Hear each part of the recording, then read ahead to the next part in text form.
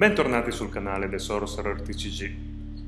Come ho detto anche in altri video, ho riniziato a giocare a Magic nel 2016 con l'uscita dell'espansione Kaladesh. L'espansione era uscita a settembre e però mi ero procurato anche quello che allora era lo standard, quindi le espansioni dello standard. Avevo comprato anche alcune cose di Ombre su Innistrad, Luna Spettrale, Giuramento dei Guardiani e Battaglia per Zendikar. Con questo cosa voglio dire? Scopriamolo subito. Comprando un paio di box di Kaladesh, parecchie buste sia per il Sealed con gli amici, sia per conto mio perché mi piaceva sbustare, e poi con l'uscita anche successiva di Rivolta dell'Etere e fino direi a Ixalan, in quegli anni ho comprato un sacco di buste e di box che ho aperto, ho messo da parte le rare e adesso mi ritrovo con tanti box con dentro le comuni e le non comuni e tante rare anche bulk e anche non bulk tra l'altro, che tramite la conoscenza e anche tramite Facebook ogni tanto metto in vendita, ma non tutto riesco a vendere.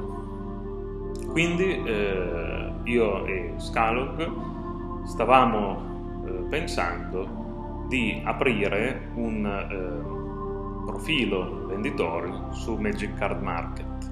Magic Card Market perché è il sito europeo e quindi è l'unico che conosco bene e di cui mi fido, anche se ci sono alcune inconvenienze sul sito che non vi starò a spiegare, però è uno dei siti più validi e più conosciuti almeno in Europa.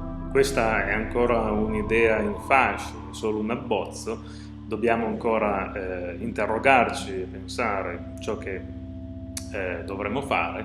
Naturalmente come prima cosa bisognerà fare una bella classificazione chiara soprattutto di ciò che vogliamo vendere. Non è facile peraltro fare questa classificazione perché purtroppo negli anni, accumulando tante carte, dovendo comunque sistemarle e non lasciarle in giro per casa, ho dovuto utilizzare dei metodi abbastanza confusionari, cioè generalmente le edizioni che sbustavo e le espansioni che sbustavo, le comuni e le non comuni, le mettevo, almeno quelle non usate, non giocate, le mettevo dentro il box di quelle espansioni. Però è capitato purtroppo soprattutto con Kaladesh, Rivolta dell'Etere e anche con Amonkhet e Era della Rovina, che purtroppo le carte superavano il numero che poteva contenere il box di cartone e quindi sono finite tutte assieme, tutte mescolate. Le rare sono per la maggior parte nei raccoglitori, devo classificare, fare un foglio Excel per essere sicuro di ciò che ho e poi pian piano caricare, partendo appunto da mitiche e rare, soprattutto quelle giocate che voglio vendere, ma anche quelle meno giocate in formati particolari come il Commander, e poi ancora carte bulk a pochi centesimi da inserire sul profilo di MKM. Un giorno poi, se questo account avrà successo e quindi le vendite andranno bene, credo che aggiungerò poi anche comuni e non comuni o magari addirittura settini di quelle espansioni di cui ho più carte, appunto anche settini su Magic Card Market.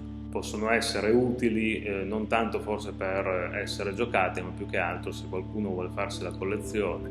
Generalmente il settino di quelle carte costa a singola di meno rispetto alle singole vere e proprie, e quindi un settino viene a costare più o meno come una carta singola. Questo appunto è ancora un'idea, ma in questo mese e anche nel prossimo voglio appunto catalogare tutte le carte che voglio vendere e farmi un'idea di quanta roba ho, perché sembra tanta, però magari per un account MKM non è abbastanza.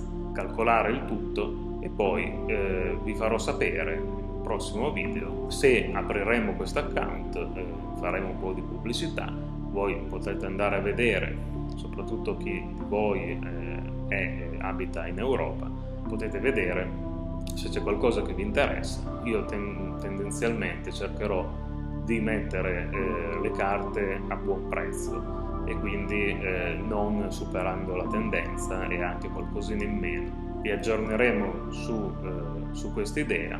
Oggi un video piuttosto breve. Grazie per la visione, ci vediamo nel prossimo video.